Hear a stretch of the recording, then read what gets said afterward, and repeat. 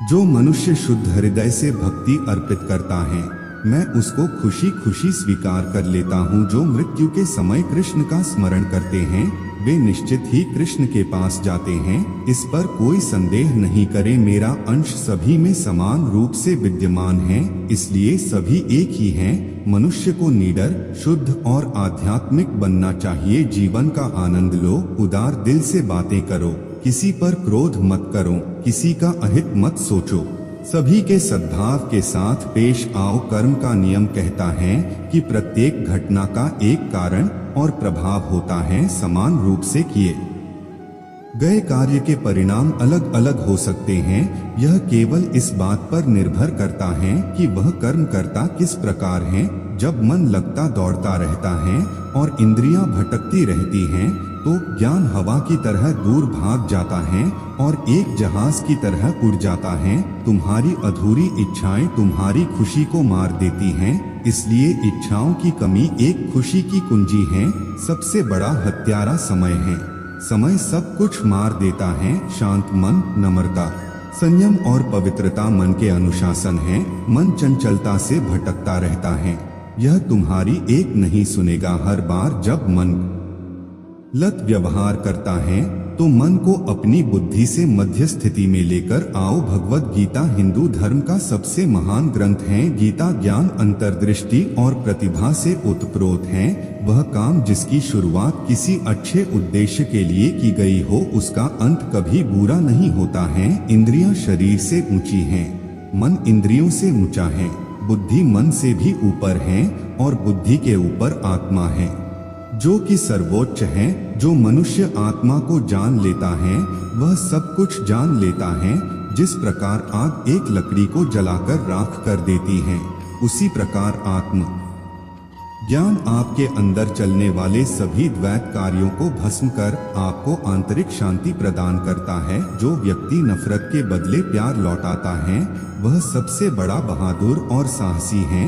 एक ही समय में मन में दो विचारों को लेकर चलने वालों के लिए कोई सुख का मार्ग नहीं है।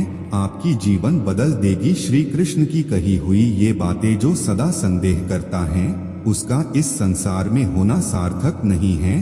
थोड़ा थोड़ा करके, धैर्य और बार बार प्रयास से आप अपने मन को नियंत्रित कर सकते हैं। डर वास्तविक नहीं है, क्योंकि डर की कोई वजह नहीं होती है।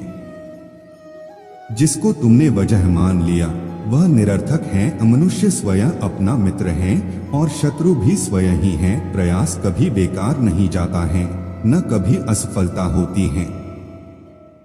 एक छोटा कदम भी इंसान को आध्यात्मिकता के मार्ग पर आगे बढ़ाता है। जो कृष्ण ज्ञान है, केवल वही ज्ञान की वस्तु है और वही ज्ञान का लक्ष्य है। शांत मन से मौन होकर कुछ क्षणों के लिए आपको कृष्ण की आंखों में देखना होगा। जब एक बार कृष्ण की आंखें आपको अंदर खींच लेगी, तो आप बाहर नहीं आ सकते हैं। एक बार में कृष्ण के सामने आत्मसमर्पण संभव नहीं है। आपको हमेशा थोड़ी और अधिक सेवा करनी होगी। इस तरह से आप धीरे धीरे उनके चरण कमलों में समर्पित हो जाएंगे। जब तक कोई कृष्ण की भक्ति में नहीं लगता है, उसको असली खुशी प्राप्त नहीं हो सकती है। जब जब तुमको लगे कि दुनिया ने तुमको ठुकराया है, तुम मेरी शरण में चले आना।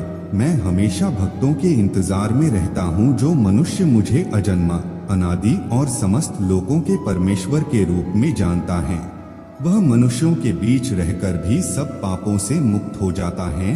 भगवान श्री कृष्ण प्रेम के परम अवतार हैं, जो सर्वश्रेष्ठ हैं। मैं तुम्हारे 100 अपशब्द सुनने के लिए तैयार हूँ, लेकिन अगर तुमने मेरे मासूम भक्तों के साथ खिलवाड़ किया, तो तुमको कभी माफ नहीं करूँगा। आप केवल कृष्ण पर भरोसा कर लो। अंत में कृष्ण निश्चित रूप से सब कुछ हल कर देंगे, इस तरह जैसे आपने कल्पना भी नहीं की होगी। बिना किसी वजह कृष्ण के बारे में सोचो, आपका हृदय स्वाभाविक रूप से शांत हो जाएगा। कृष्ण की सेवा करने के अलावा आपको ब्रह्मांड में सभी खुशी और प्यार देना चाहिए।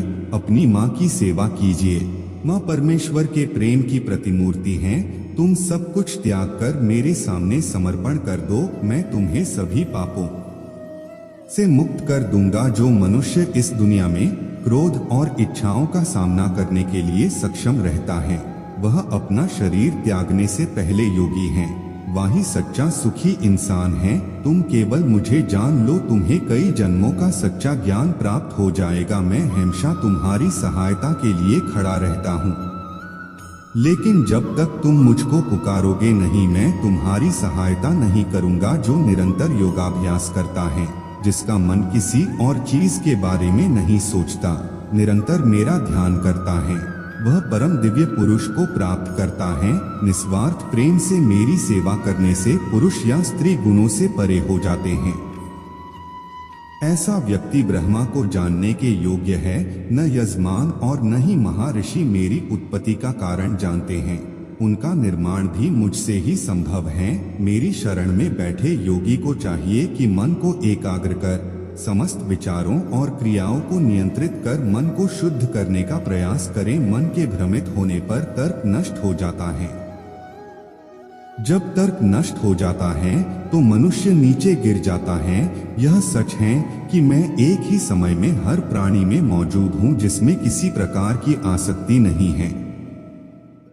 वह निश्चित ही दूसरों से प्रेम कर सकता है, क्योंकि उसका प्रेम शुद्ध और दिव्य है। शांति से सभी दुखों का नाश हो जाता है। ऐसे शांत चित्त व्यक्ति की बुद्धि पूर्णतः स्थिर हो जाती है। बिना विचार किए अज्ञानी लोग अपने लाभ के लिए काम करते हैं, बुद्धिमान लोग पृथ्वी के कल्याण के लिए काम करते हैं। जिस प्रकार धूल एक दर्पण को ढक लेती है, उसी प्रकार क्रोध बुद्धि को अस्पष्ट कर देती है। कभी कभी किसी से ऐसा रिश्ते बन जाता है, हर चीज से पहले उसी का ख्याल आता है। कोई भी इंसान फल की अभिलाषा छोड़कर कर्म करने वाला पुरुष ही अपने जीवन में सफल होता है।